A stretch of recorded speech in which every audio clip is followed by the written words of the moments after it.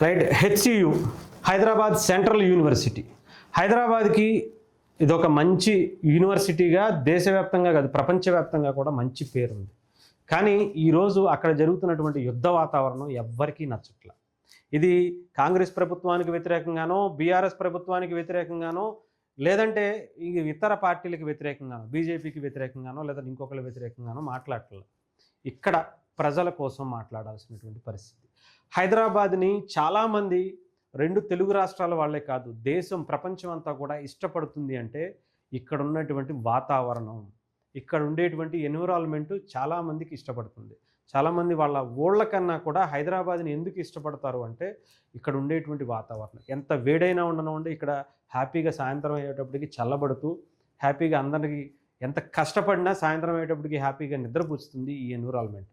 అలాంటి హైదరాబాద్ని ఎందుకు ఇష్టపడతారంటే ఇక్కడ చుట్టూ ఉండేటువంటి ముఖ్యంగా పశువులు, అడవి కావచ్చు, లేదంటే అనేకమైనటువంటి పక్షులు కావచ్చు. అటు మన రామోజీ ఫిలిం సిటీ సైడ్ వెళ్తే కూడా అక్కడ పక్షులు, ముఖ్యంగా నెమళ్ళు కావచ్చు, లేదంటే అనేకమైనటువంటి జింకలు, ఇవన్నీ కూడా తిరుగుతూ ఉంటాయి.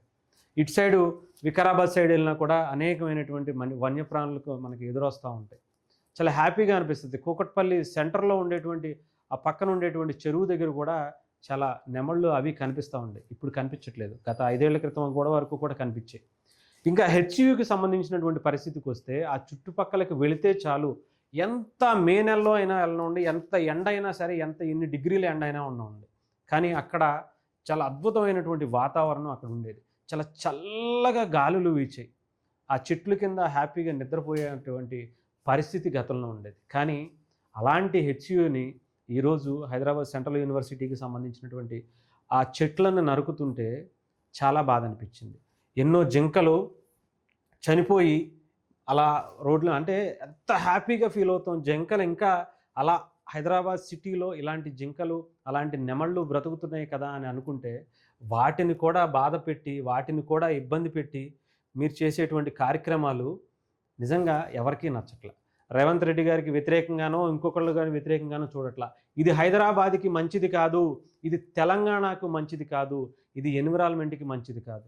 ఎన్నో జీవరాశులు ఇక్కడ మీరు ఆ క్రొక్లైన్లతో తొక్కిచ్చేసుకుంటూ వెళ్ళిపోతూ ఉంటే ఎన్ని పక్షులు ఆ చెట్లలో గుడ్లు పెట్టుంటాయి, వాళ్ళ సంతతిని పెంచుకుంటూ ముఖ్యంగా సమాజానికి, ఎన్విరాన్మెంట్కి ఎంతో ఉపయోగపడాల్సినటువంటి వాటన్నిటినీ మీరు చంపేశారు అంటే ఎంత క్షోభ అనుభవిస్తారో మీరు ఆలోచించండి.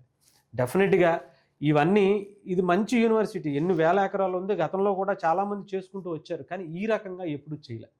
ఈ రకంగా రాత్రికి రాత్రి కోర్టులకి, గవర్నమెంట్లకి సెలవులు ఉన్నప్పుడు రాత్రి మీరు తీసుకెళ్లేటువంటి కార్యక్రమాలు సమాజానికి మంచిది కాదు. ఆ ఉసురు మీకు డెఫినెట్గా తగులుతుంది.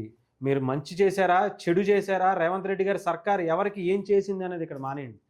ఇక్కడ అన్ని పార్టీలు, ఏ పార్టీకి ఆ పార్టీ రాజకీయంగా లబ్ధి పొందడం కోసం చూస్తున్నాయి, కానీ హైదరాబాద్లో ఉండేటువంటి ప్రతి ఒక్కరూ, దేశంలో ఉండేటువంటి ప్రతి ఒక్కరూ బాధపడేది ఇక్కడ ఉండేటువంటి ఎన్విరాన్మెంట్ పాడవుతుంది.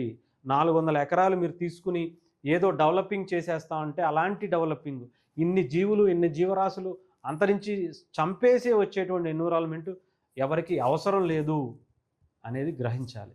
లేదా డెఫినెట్గా దీనికి మూల్యం మీరు అనుభవిస్తారు. దాంట్లో ఎటువంటి ఆలోచన లేదు. ఇప్పటికే చాలా తప్పు చేశారు, ఇది కరెక్ట్ కాదు. ఇప్పటికైనా మీరు ఆగితే, ఇప్పటికీ చాలా వరకు నాశనం చేశారు. ఎన్నో జీవరాశుల్ని, ఎన్నో జింకల్ని, ఎన్నో నెమళ్ళని, వాటికి సంబంధించినటువంటి గుడ్లని మీరు నాశనం చేసినటువంటి పరిస్థితి ఉంది. సో దీనికి మూల్యం డెఫినెట్గా కాంగ్రెస్ పార్టీ, రేవంత్ రెడ్డి గారు అనుభవించాల్సినటువంటి పరిస్థితి అయితే కనిపిస్తూ ఉంది. ఇది ఏ పార్టీకో రాజకీయంగా లబ్ధి పొందడం కోసం కాదు, ఇక్కడ ప్రజల గురించి ఆలోచించాలి. హైదరాబాద్ అనే ఒక బ్రాండ్ గురించి ఆలోచించాలి. ఇక్కడ ఉండేటువంటి ఎన్విరాన్మెంట్ని ఇష్టపడేటువంటి అనేక మంది ప్రజల గురించి ఆలోచించాలి. ఎన్నో ఐటీ కంపెనీలు వచ్చినా, లేదంటే ఫార్మా కంపెనీలు వచ్చినా, ఎన్నో కంపెనీలు ఇక్కడికి రాబోతున్నాయన్నా ఇక్కడ ఉండేటువంటి ఎన్విరాన్మెంట్ని ఇష్టపడి, అలాంటి ఎన్విరాన్మెంట్నే మీరు నాశనం చేస్తే ఇంకా ఏం డెవలప్మెంట్ మీరు చేసేది? అది కూడా ఇంకా చాలా ల్యాండ్లు ఉన్నాయి, చాలా బోల్డంత ఉంది హైదరాబాద్లో. ఎటు పక్కకు వెళ్ళినా సరే ల్యాండ్స్ కనిపిస్తూనే ఉంటాయి. అలాంటి వాటిలో చేయాల్సింది, కానీ ఇలాంటి వన్యప్రాణులను ఇబ్బంది పెట్టి సమాజాన్ని ఎటువైపు తీసుకువెళ్దామని మీరు చేస్తున్నటువంటి కార్యక్రమాలు మాత్రం నచ్చట్లే, అస్సలు నచ్చట్లేదు. దీన్ని ఇక్కడతో ఆపకపోతే మాత్రం డెఫినెట్గా ఇదే ఆఖరి గవర్నమెంట్ అవుతుంది తెలంగాణలో కాంగ్రెస్ పార్టీకి. ఇది ఏ గవర్నమెంట్ చేసినా, బీఆర్ఎస్ చేసినా లేదంటే బీజేపీ చేసినా ఇంకొకళ్ళు చేసినా మాత్రం ఇలాంటి వాటిని మాత్రం సహించకూడదు, వదిలిపెట్టకూడదు.